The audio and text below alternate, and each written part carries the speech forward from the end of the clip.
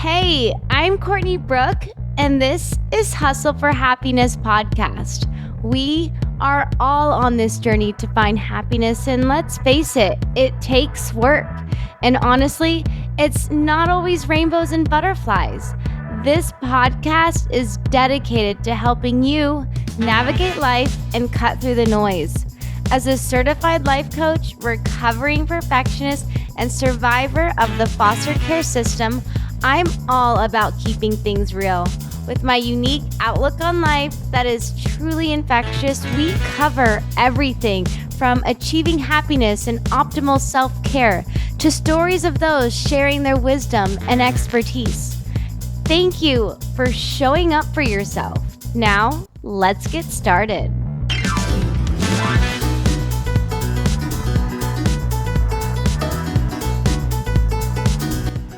I can't believe you're here. I'm so excited. Like, we started our relationship. She slid into my DM, you guys. Julie, you're like, who's here? Okay, Julie is a gut specialist, certified, registered. Tell me all the things about you so I don't want to butcher your intro, but I am so amazed by what you're doing for not only my life, but the people you help. Yeah. So I am a registered dietitian. Yes. I specialize in gut health, and I can tell you all about kind of my own journey with gut health because it was quite the experience.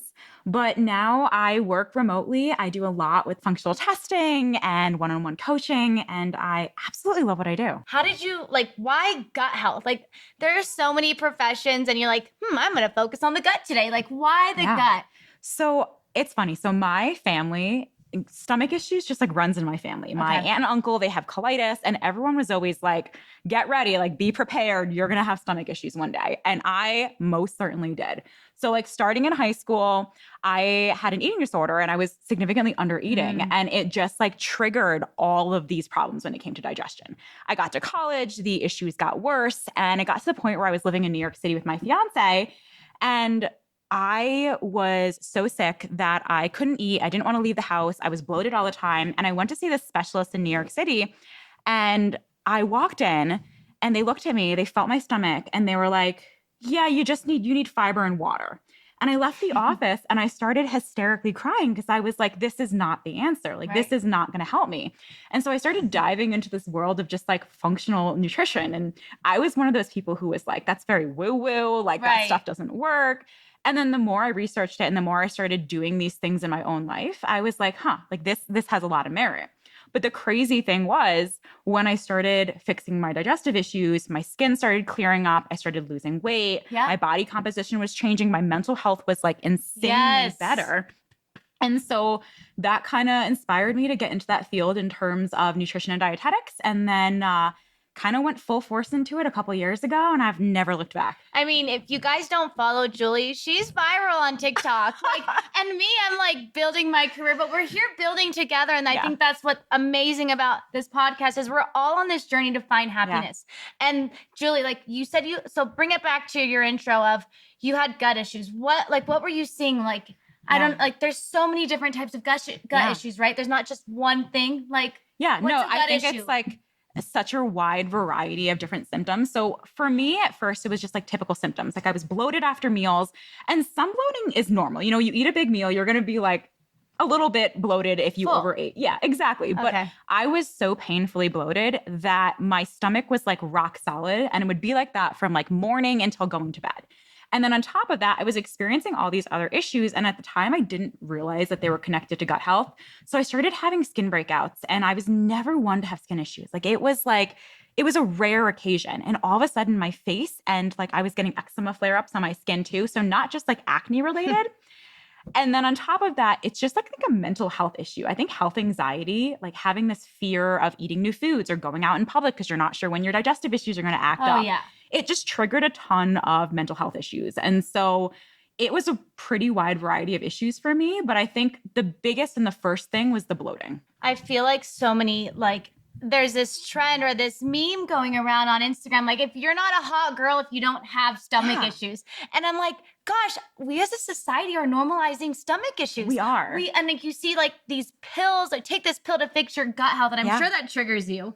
Drives me, I'm like, oh yeah, this pill's gonna fix it. But I'm like, that is not true. No. But back to, stomach and bloating, and you see these things, and I just have to address it. Is that really normal to have to be walking around with stomach problems? Like, let's like stop saying you're a hot girl with stomach problems. Like, right? What do you feel? I think that we've just normalized all of this. I think that it's become something where it's like, oh, you get bloated. Okay, that's normal. Or, oh, like, I'm going to bring up poop right now. We're going to talk about poop. Poop talk. Like, I love poop talk. People will only go to the bathroom once a week and they'll think it's normal. And it's like, that is one of your body's ways of detoxifying. And if you're not pooping, like, it's not good for you. It's not for your gut health. It's not good for your overall health. So it's like we just make these things so normal. And I think it almost makes getting or asking for help more difficult. Right. Because it's like you go to a doctor or you go to see someone and they're like, oh no, it's fine. Like give it a couple months, or like this is normal. This is just what you have to deal with the rest of your life. And it's not. It's not. At all. And that's where people come to you. Yeah. Because I used to be one of those girls. I work with a nutritionist. I've talked to Julie extensively about poop talk. And it's like, if you don't follow her, you see that she just addresses these issues head on. But, me, I wasn't going. Yeah. I was one of those girls once a week, not going to lie. I held on to that. We're talking about all of it. And I knew I was one of those people. And so I think, like, here today, I can't wait to dive in and just address some myths. So stay tuned for this. We have a hot take at the end. We are literally going through 10 different myths that you see. Common ones that we're just going to annihilate. I feel like let's just get real. We're going to knock them out. But in the meantime, you mentioned about mental health. And let's just start this podcast off with, how does gut impact overall well-being and mental health? Yeah.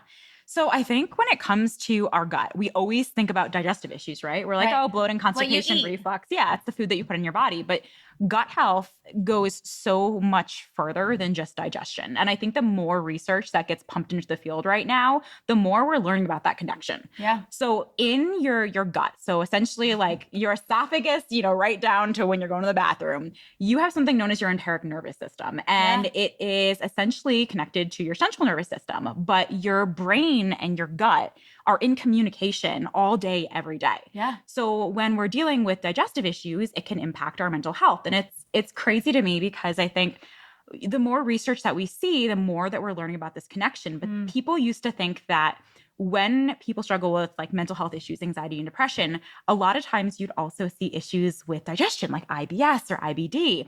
And it was kind of thought that it was the mental health issues causing the digestive issues.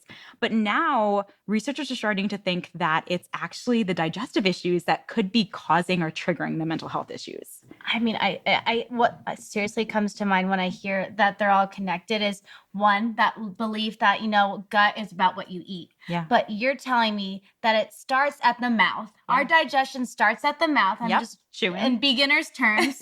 But then it goes into the brain and it simply connects to our brain on, is it good for me? Is it bad for me? Or where do you see the mental health? Yeah. Is it the nutrients, or where does this mental health play in? When we're talking about mental health, I think there's still a lot of research to be done in the area, but a lot of times it's impacted by our gut microbiome specifically. So in our gut microbiome, that's where we have, all of the bacteria that are living there, both good and bad. And these bacteria, they, produce different substances essentially, or chemicals that are transferred to our brain that can impact the way that we feel or can impact things like hunger levels. Interesting. So it's not necessarily that like we eat something and it instantly signals to our brain. It's more happening in that microbiome. Interesting. So I've noticed that, for instance, when I drank, I was hungover. I am so sluggish. Yeah. I feel sluggish. I crave bad food. And I don't feel 100%. Do you think that's all, like, obviously what I'm putting into my body, but then the microbiome in my stomach is all part of that? Or is it like when it hits your stomach, I'm sure readers are like, well, is it what I eat, how I eat, when I eat? How do we balance that? Yeah, I think all of those factors come into it. When it comes to alcohol, I'm going to be like the bearer of bad Let's hear news it. and no one wants to hear it. But in my do. opinion, I don't think any amount of alcohol is good for your gut. Right. Alcohol is a toxin. It can cause inflammation. It can trigger a leaky gut. It also puts a burden on your liver. And so it's hard because I do know that alcohol is part of social experience. You know, you go out, you have a drink, and I'm not against alcohol. I mean, I'm going to call myself out. Like, I'm the first one to enjoy a glass of wine when we're going out to a nice dinner. Absolutely. But I think it's about moderation, not drinking on an empty stomach, but also that kind of like 80-20 mindset where you're focusing on eating really healthy, nourishing foods most of the time. Right. And then on occasion, you have that kind of wiggle room. And I feel like being intentional. I'm like advocate on intentionality, not just 100%. Because I can or because I'm stressed out, I need to have a drink. Like back to the alcohol, we can go on this tangent, but alcohol does have a play in, I'm sure, our gut. Yeah. Right? So 100%. How does alcohol, you think, affect the gut? I think so. First of all, it can cause inflammation. Okay. So it can, when inflammation is in our gut. So when our gut is inflamed, it can cause inflammation throughout the rest of our body and things like our skin. Again, it can result in skin breakouts. With alcohol too, you know, we've got to talk about the stress and the burden that it puts in our body in terms of detoxification. Our body sees alcohol as a toxin. So it prioritizes getting that out of our system above digesting food. So if you ever, you know, you're drinking, you're eating a lot of food as well, you're probably eating not so healthy foods because we all know you're not going for like hummus and veggies after a night of drinking. You're getting a nice salad. It's like pizza and French fries. Yeah. But they're also higher fat foods, which slows digestion, combined by the fact that now our body is prioritizing getting the alcohol out of our system and it's downregulating digestion as a result. So we wake up the next day, our body's not digesting the food properly. We're hungover. We don't feel good. You know, we're probably dehydrated. I think it's like the perfect storm of feeling like crap. Right. And it bloats you and you feel like crap. And let's run with this. So it really comes down to lifestyle and how it affects our gut. So including exercise and sleep patterns, do you feel like those affect gut health 100%. too? So there's research that shows that engaging in exercise actually increases microbiome diversity, which is kind of a crazy concept because we know the more diverse your gut microbiome is, the healthier you are going to be overall. So just by increasing your movement, you can have a healthier gut. And then in terms of sleep, there's some research that shows that when we're talking about our sleep, certain bacteria can actually impact our quality of sleep. But on the other end of things, when we aren't sleeping, it's going to increase our body's stress levels. And when our body is stressed, that wreaks havoc on your gut and our nervous system in terms of nervous system regulation. So they're all connected. And that's why I think when it comes to digestion, we always go right to food and supplements, but we don't always address the lifestyle. You know, what are your habits? What's your morning routine look like? What's your evening routine look like? How are you managing stress? Are you, chronically in that like fight and flight state, or are you eating in a parasympathetic state? And all of these things make a huge impact when it comes to digestion. And I'm going to just run with that. It starts right when we wake up, right? Yeah. The first thing we put into our body, the society as an American culture, and I'm not speaking on half of Europe, but I know that they love their coffee too. Yep. The first thing we're putting into our bodies as a society, and I'm not saying everyone, but it's not necessarily water. It's not, there's this apple cider vinegar trend. There is athletic greens. Yep. I'm sorry, but not a huge fan of greens powders. Right. Yeah. Right. I feel like the real food, well, getting it from real whole food sources is always best. But aside from that, I think if you are using a greens powder, you have to be addressing quality. Right. I'm not going to name brands because I don't want to get in trouble by saying anything wrong here. But there are certain brands that are being pushed out on TikTok right now. Like you will scroll through TikTok and you'll see this product everywhere. They're not even third-party tested. No. Like you're not even guaranteed the quality of that product because they're not spending the money to third-party test their product, which to me is it's a big red flag. And for those that don't know, including myself, what's third-party testing and why does that make it more credible? Yeah. So the supplement industry is I think probably a multi-trillion-dollar industry, and it's not regulated. So essentially, companies can make whatever claims that they want in their product, and no one's there to say, oh, that's incorrect or that's wrong. There is some regulation, but there's not a lot. Right. So when something is third-party testing, that company is paying a third party, like a testing facility, to actually test the product and show that what it says on the label is actually what you're getting in the product. So it's important just to make sure that you're spending your money on something, it's actually doing what it's supposed to be doing, and it contains the ingredients that it's supposed to. I mean, it's just this huge thing about influencing and really being intentional. Yep. The last episode I recorded, if you guys watch, is de-influencing. I'm a huge advocate on actually these influencers taking responsibility and researching what they're promoting and believing in it and standing behind companies that are tested, that are credible, that not just to make a quick buck. And I think that's a huge play into this. And so being on social media, I've had a lot of brands reach out to me and they want me to promote their products. Right. And I have had some pretty well-known companies offer very, very large amounts of money to essentially make claims without even trying the product. And it's crazy because it's just so money oriented. And that's why I always say, just be careful where you're getting your information from social media. And it's not everyone. There are some fantastic influencers out there and I trust, what they say, but do your own research, be your own advocate. I think, especially when it comes to supplements, we don't all need to be taking 1,001 different things. And so it's just so important to know what you're taking and know why you're taking it in the first place. And I think to piggyback off of why we're talking about these influencers and, these greens, back to starting our day and how the whole digestion system and gut health, what do you recommend someone starting their day with? Yeah. So in my, I'm going to tell you my morning ideal gut health routine. And I try to practice this as much as often I can. Depends on the weather. But first thing in the morning, what I do is I expose my body to sunlight. So I get up and I try to get outside for 5 or 10 minutes. Maybe I do some yoga on the porch or I go for a walk with my dog. But exposing your body to sunlight actually can help to stimulate digestion and kind of signal to your body that it's time to wake up. It's time to digest the food. Then I have a really big glass of water before I have anything. I take my supplements, usually on an empty stomach. Then I have my breakfast. So for me, my go-to breakfast right now, I do sourdough bread, I do scrambled eggs, and I do avocado. And I'm obsessed with it right now. Yes. And then after that, I have my cup of coffee. So only after I eat do I jump to the caffeine. And I think that's a huge thing. And maybe you can explain to me and the people that are listening, what's wrong with coffee in our stomachs? Why do you wait till after food? Is there something that we should be looking out for when maybe if we're not a coffee drinker, but you are a greens drinker or you have something, why water and these supplements before and then food and then putting this liquid in? Yeah. So for coffee in particular, so having coffee in an empty stomach can impact cortisol levels throughout the rest of your day, which can kind of impact mood. It can impact things like hunger levels.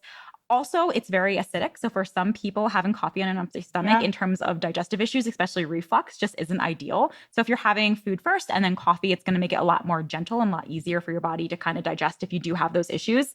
I do think, if you don't eat breakfast in the morning, which I don't recommend, you should always eat breakfast first. Yeah. Having it on occasion once in a blue moon, is it going to cause any, crazy issues? No, I think it's just a habit we should get in the routine of long-term. Intentional living, right? 100%. I think being intentional, it's easy to reach for the cup of coffee. It's savory. It's amazing. And I fall guilty of this, but it is being intentional right when we wake up. And, you said sun, you said your supplements, and you said drink that water. The sun and water are free things that people could start right now, not even hiring you. Yeah. And what's another good one too, which I think has made a huge difference in my own life, is no social media until after I have breakfast. Absolutely. Yeah. We all can be guilty of that, but I 100%. Think the psychological and bringing it back to this mental health and intentional living is, what are you putting in your brain? Yeah.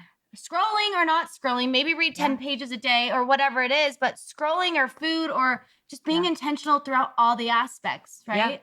Yeah, I think you kind of nailed it on the head with just intentional living and doing things that are going to make you feel good in the long run. I think we're a generation of instant gratification. And so we do things in the moment because it gives us that instant high, but we don't think about how we're going to feel, a couple hours later, or how that's going to impact the rest of our day. And so just taking a step back and being okay, maybe I want this right now, but is it the best decision for me and for my health and for how I'm going to feel? And I think another thing that comes into play that just totally popped into my mind was you see people starting their day and there's this trend, at least on my feed, is their morning routine. And a lot of people have their greens or coffee. And I'm hearing that's a big no. You say do what's best for you and really to be intentional with that, and figure out what's best for you, but it can be hard to navigate. It's so hard. And I think social media is great because there's so much information available to you. Years ago, you would Google this and you wouldn't find much information, especially with gut health. And now you have so much information at the tip of your fingers that I think it's overwhelming. Right. And also, I think at the end of the day, every person has a different, unique body. What works for me might not work for you. I think it's so individualized, and it's figuring out what makes you feel good.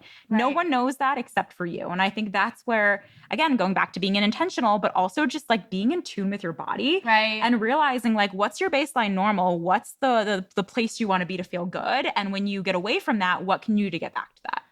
And for me, and I can only speak on me, but what feels good might not be that cup of coffee, right? Like it feels good to have that ritual, but create a new ritual around intentionality. And I'm hearing sunshine and water, right? I love it. So I'm going to piggyback off of another topic that we briefly touched on is these products that are being influenced and piggybacking off of marketing. Now, there are so many labels, and it's actually like, how can individuals navigate these marketing, also known as health halo, where these products are not third company partied researched, and there's these brands that are looking healthy and appearing healthy, but they're not. Yeah. And I applaud some of these companies for their marketing skills, because they do a fantastic job. Yeah. It can be as simple as making the coloring on the packaging be more natural and more neutral colors. And you automatically see that and you associate it with being healthier. But also the names of different products, they'll throw in the word gut health, the word gut health, or they'll, add some, natural terms. High in fiber, for instance. Like, and it's confusing, because I think you see it. And if you're not looking at the ingredients and you're not looking at the nutrition facts on there, first thought might be that it's a great option until you actually dive into it and you're saying, okay, you know what, maybe this isn't as healthy as it seems. Right. And I think having you as a resource and being a part of a team for someone, and when I say team, like I have a nutritionist, I have a trainer. And it's not expensive, but being able to either research or have that team when you can to bounce those labels off of you or people like you, because again, the noise is loud right now. There are some really good marketing teams out there that really do a good job. And I don't blame people for wanting to try that. Yeah. And I see it a lot in the gut health space right now. I think because gut health is just like booming industry right now, everyone wants their piece of it. And there's so many products out there that I'm seeing being marketed as gut friendly, or they're completely focused around gut health. And then you look at the ingredient list and there's like artificial sweeteners like sucralose, there's sugar alcohols like xylitol, which for some people with digestive issues is a big no-no. Or there's, gums and fillers. And it's not to say you can never have these ingredients, but if you're someone who's struggling with digestive issues, you need to like take a look at that and see if it's something that could be triggering the symptoms that you're experiencing. And this diet or low calorie, I know you roll your eyes right now. For those of you not watching on YouTube right now, she totally just looked at me. But I have to like call it out. I've been guilty. James has been guilty of this. I've had friends zero low calorie products in an effort to improve their health or lose their weight. What are your thoughts on these products, and do they have any impact on gut health? So low calorie does not equal healthy. And I will scream that from the rooftops, because I think we associate low calorie with being a healthier option. Right. And I went through the Diet Coke phase. I will admit that one. I like drank Diet Coke all the time, and I thought it was the best thing ever. And now I will not touch it with a 10-foot pole. But why? When you're looking at the ingredients, so when you have, a product and you make it low calorie or low sugar. Or zero sugar, no calorie. Sugar. Yeah. You take something out, you have to put something in to replace it. If you took away all of that and you didn't add something back in, it would taste like crap. So these companies, these like, I don't know who does it, food scientists, they add back in all of these chemicals to replace the taste while still keeping it low calorie or low sugar. And what they're adding back in is far less healthy than what they took out originally.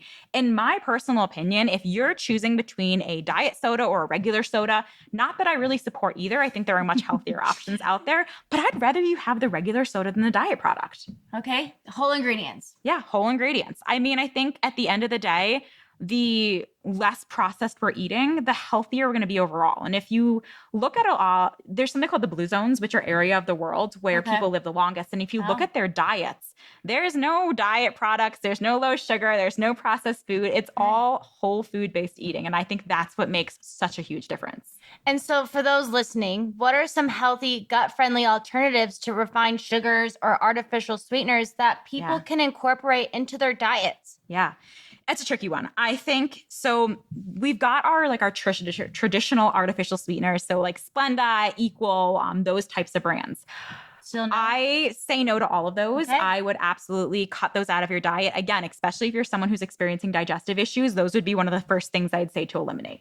There are more natural options like stevia and monk fruit. However, the more research that comes out about those, the more that we're seeing that they're actually not all that great in terms of your gut.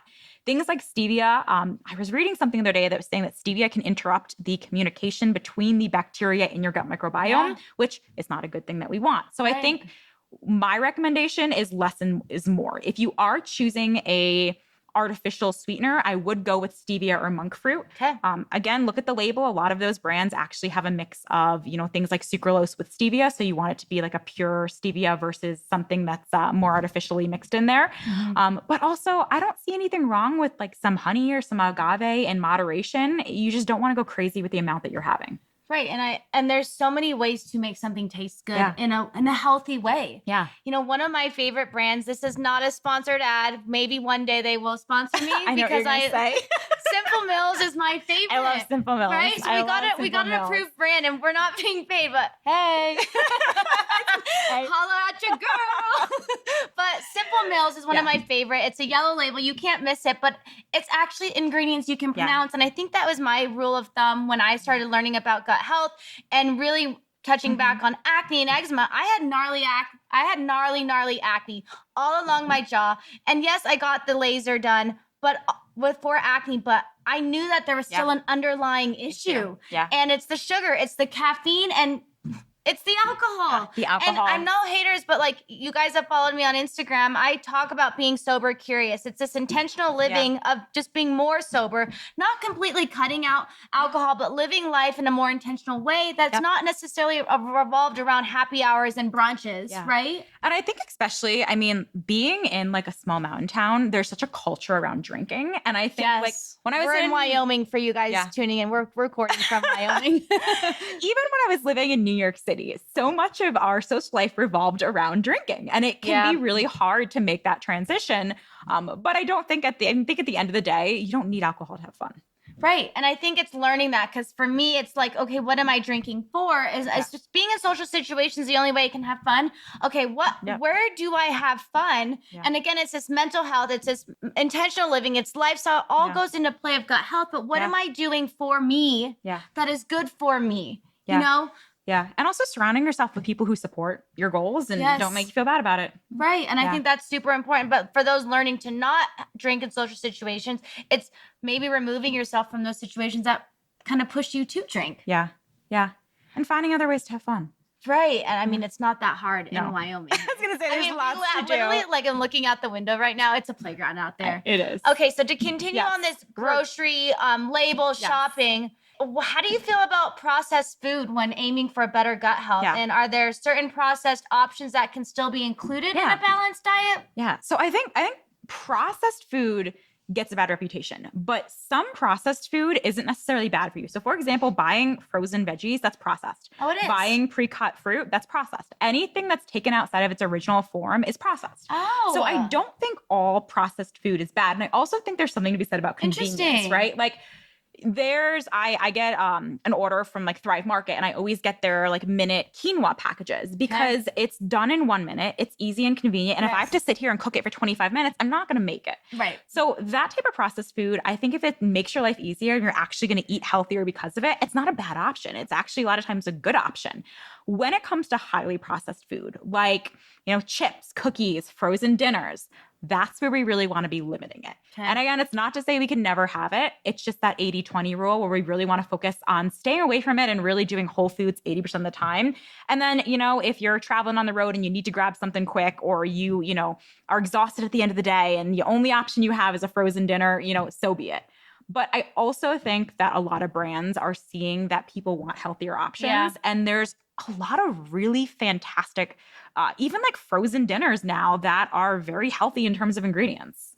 Right. So I feel like for those listening, at least for me, I thought processed food was like Oreos, French fries, like deep fried, chicken nuggets. You know what I'm saying? So that's actually really nice to hear that coming from a gut specialist. Yeah. coming from a trusted source, that processed foods are actually good for us and convenient. We just have to look at the labels, right? I do microwaved rice, for instance, but there is some rice that has sugar in it. Yeah. And then there's rice that is just whole brown, organic jasmine rice. It's the same thing. Like when you look at things like peanut butter or like pasta sauce, right? Like how often are we going to make homemade pasta sauce? Like I love homemade pasta sauce. I'm Italian, but like I don't have time for that most of the time. So I'm going to buy my pasta sauce. But if you look at the label and you compare, some brands actually have like 5 or 6 grams of added sugar per serving for pasta sauce. And the same thing goes for things like peanut butter. And ketchup. Yeah, those are foods you don't need added sugar. And that's where just looking at the nutrition label can make a world of difference. Right. Yeah. And on the nutrition label too, the cool thing is they updated it a couple years ago. And you can actually look underneath carbohydrates and it will actually specifically show you added sugar. So if you're having a product that is containing a lot of additional sugar that you might not need to be having. So what is a rule of thumb for like when we're looking at a label and people are now going to the grocery store after listening to this podcast and really being intentional with their buying decisions? What's a considerable amount of quote unquote sugar? At least for me, I look for less than 1 gram because I'm like, that's added. But me, I'm an extremist to an extent. But for you, not for you, but when you are coaching your clients and telling them about this, what's your rule of thumb when shopping? Yeah, it's tricky. I think less is more in general. Yeah. I think we should always be aiming to get the least amount of added sugar in our diet, especially if you're dealing with like a candida overgrowth, which is a type of yeast, or you're dealing with like a bacterial overgrowth, because they feed on sugar and they thrive in sugar, and that can worsen the issue. And in some situations, I think you do need to be a little bit more extreme than in others. The kind of recommended amount of added sugar, and don't quote me on this, I could be a little bit wrong, but I believe it's 24 grams of added sugar per day for women. Total. I think that's a lot of added sugar. That's a lot. I do. I think it's a lot more than we need. I don't have a specific number. Okay. I just try to keep it as low as I can, especially for products where there are options that do have lower amounts of sugar. Okay. Well, you hear that. Like, just be mindful when we look at our ingredients. I love just trying to make a meal out of whole ingredients.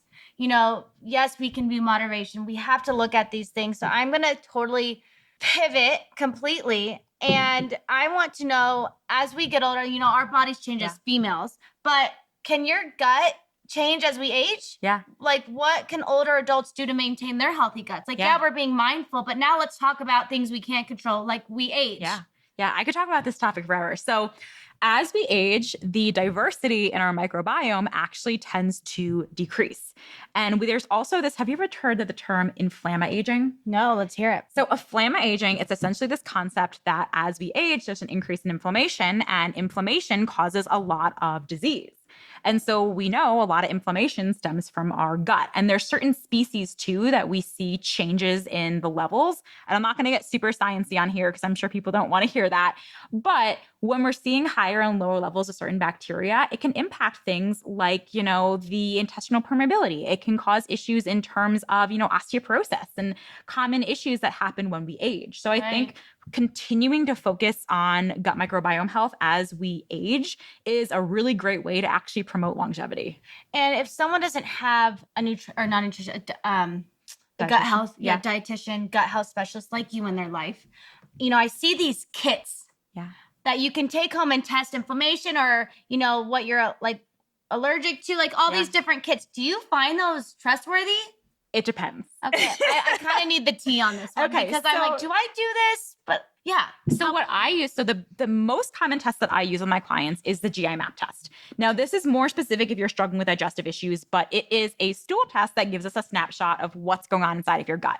So we are looking for inflammation measures. We're looking to see if your body is producing adequate digestive enzymes. We are looking at your body's reaction to gluten, candida overgrowth, specific levels of good and bad bacteria. And from there, we can figure out the root cause of a lot of digestive issues. When we're talking about food sensitivity tests, I could rant about this one for hours. Yeah. So many of the ones that are sold online, the at-home ones where you just like prick your finger, they're testing for IgG antibodies. And it is just not a reliant way to look at food sensitivities because our body naturally produces these when we are eating food or when we're frequently exposed to a food. Right. So a lot of times people get test results back and they'll find that the foods they ate recently are the ones that are the most reactive.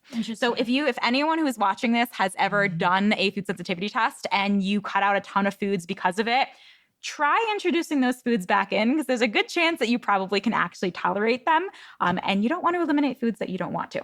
So what would be a more accurate thing, or what would be some credible tests you recommend? So in terms of food sensitivity, what I do is called the MRT test. Yes. So it's a mediator response test. And what it does is it's actually looking at your immune cells response with releasing mediators, which is essentially what can cause inflammation within our body.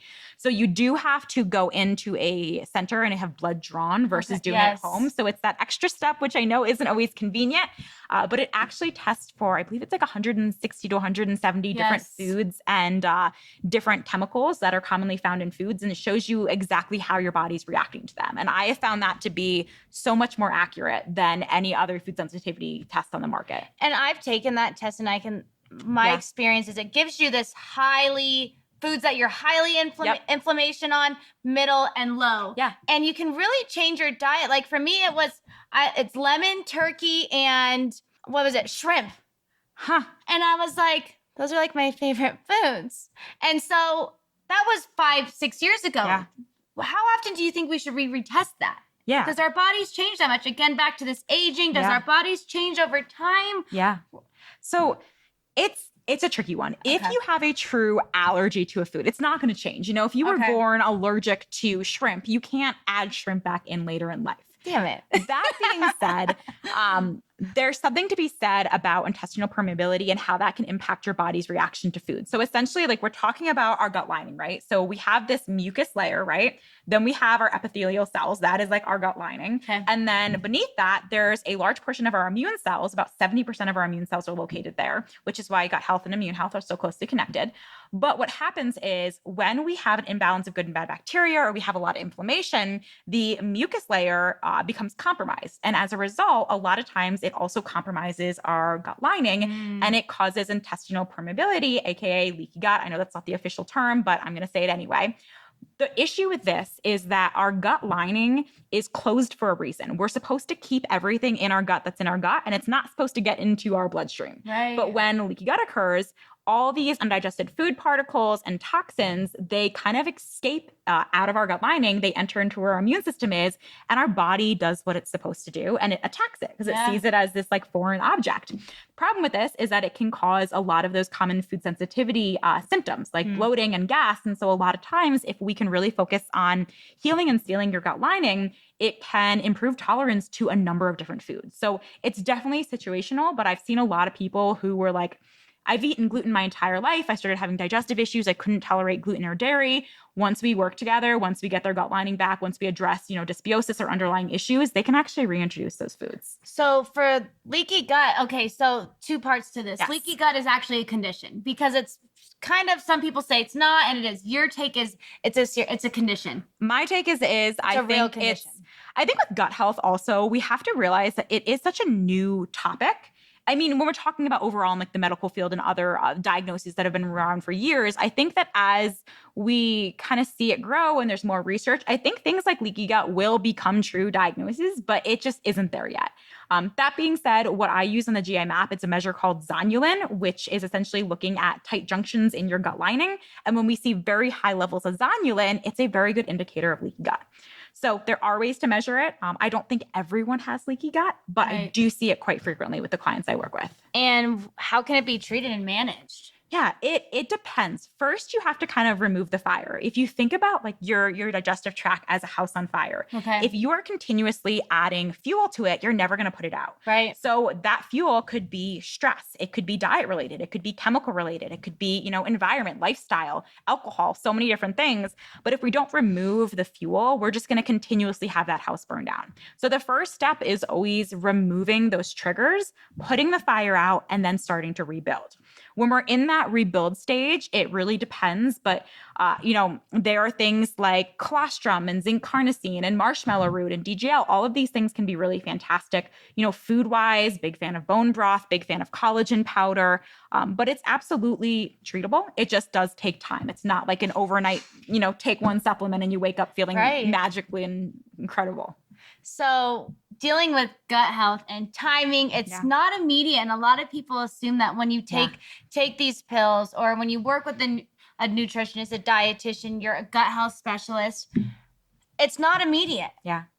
It's not just dietary, but it's also, I'm hearing a lot of lifestyle changes have to be implemented too. Yeah. Yeah. I think, again, it goes back to that like instant gratification. Okay. We want quick results, but especially when it comes to digestive issues, what I always say is if you've been struggling with digestive issues for years, which most people have, you're not going to fix those issues overnight or even, within a week or within a 2 weeks. Right. Usually we're talking like 4 to 6 months or so, plus depending on what's going on. So it's definitely not a quick fix. I think anytime you see a supplement that's like, oh, heal your digestive issues in 7 days, or like I took this and, I lost 10 pounds in a week, red flag. You've got to like run the other direction because it's just not possible. It takes time to heal your body. And with gut health and stress and, society being this push, go, do you see a lot of clients coming in and a lot of it is stress? Yeah. Yeah. I think that if you're having digestive issues and you are not addressing nervous system regulation, you need to start doing that right away. When our body, so we have our parasympathetic and our sympathetic nervous system, right?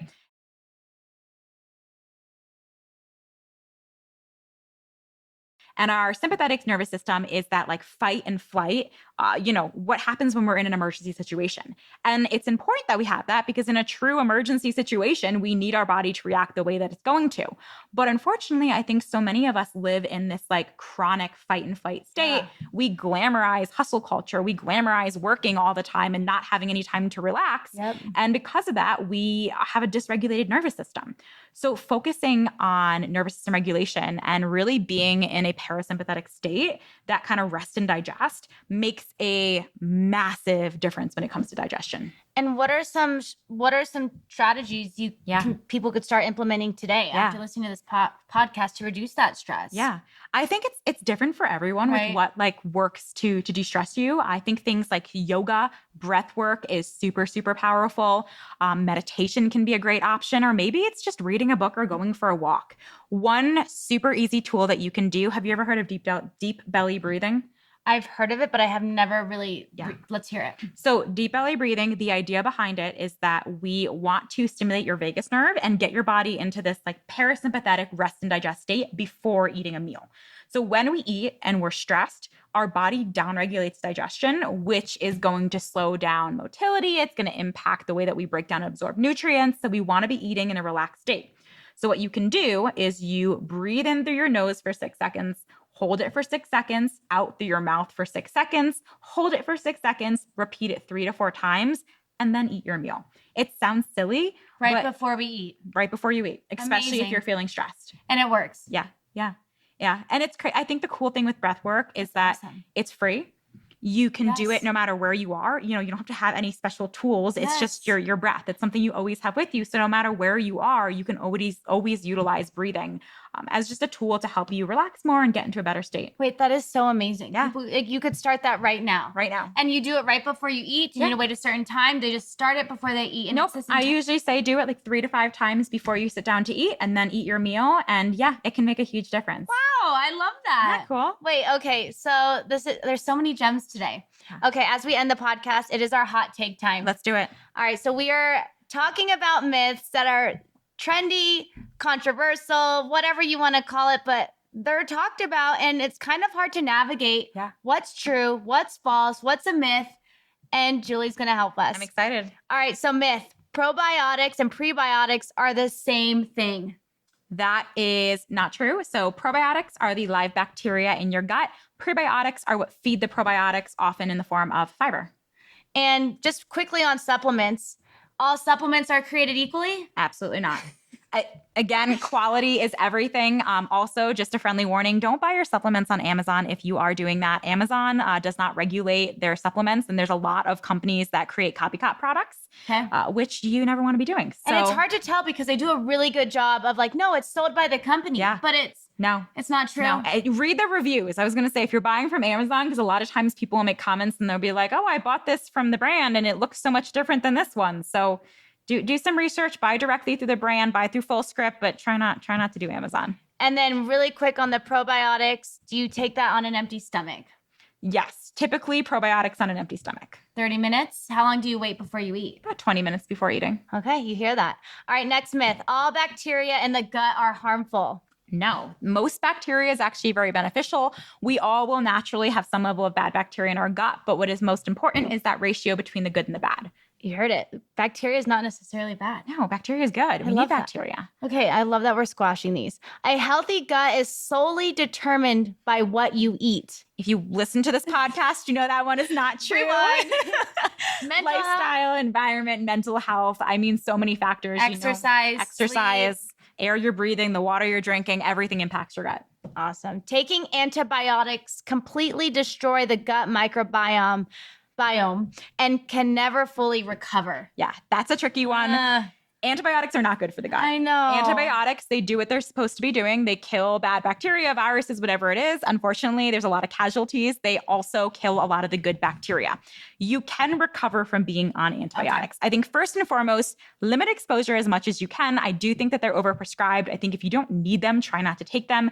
If you are taking them, start taking high-dose probiotics while you're on them. There's a strain known as S. boulardii, which is one of my favorites.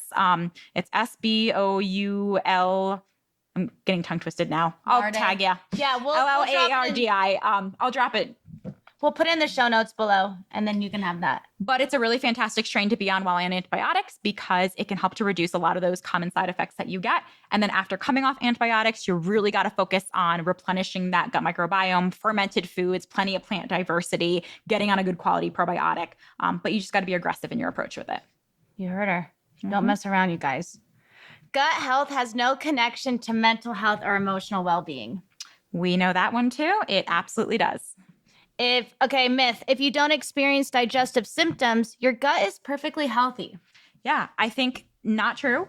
Because a lot of times your gut might be off and it could be kind of coming off in other ways like skin issues or mental health issues. So I would always say you want to look at the big picture.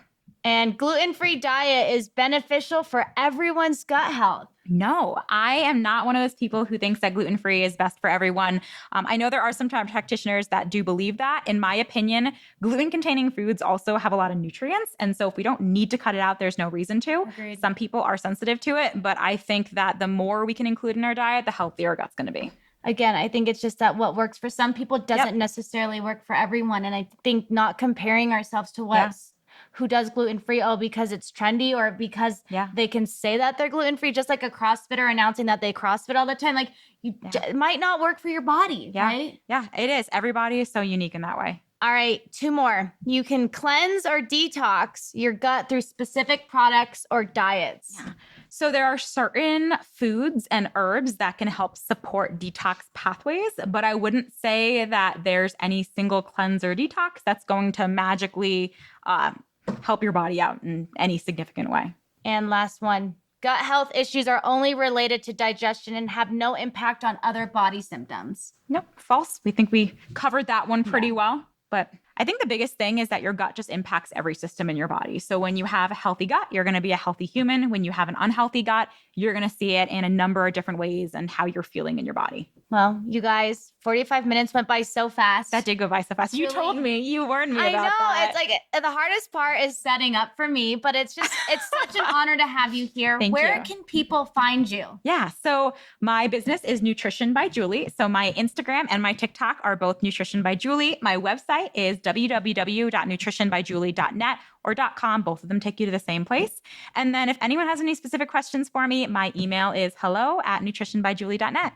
And any special offers or anything you're running with your business personally that people can take advantage of with Nutrition by Julie? Yeah. So if anyone is interested in doing some gut testing with a GI map and one-on-one coaching, I will offer anyone who wants to do it. We got to create a code for it. Yeah, we'll create a code, but we'll do 20% off. Yeah. Look in the show notes. Obviously, again, Julie, it's been amazing to have you here. This was so much fun. I appreciate it. I was going to say, it's so nice to meet face to face. And this was so much fun. All right, guys. If you've missed anything, if you like this episode, like, share, subscribe. Look for Julie. She has such amazing videos that are full of education. And we just start today, right? Yeah. All right. Thanks, guys. Have a good rest of the day. I hope today's episode left you better than when I found you. Make sure you hit the subscribe button and tune in every Monday to kickstart your week and set your weekly intentions with me. You can find me and HFH on YouTube, Instagram, and TikTok, or online at heycourtneybrooke.com. I firmly believe in the power of sharing. If you know someone else who would benefit from this podcast, please share it with them. And remember, when you work on you, I get to be there.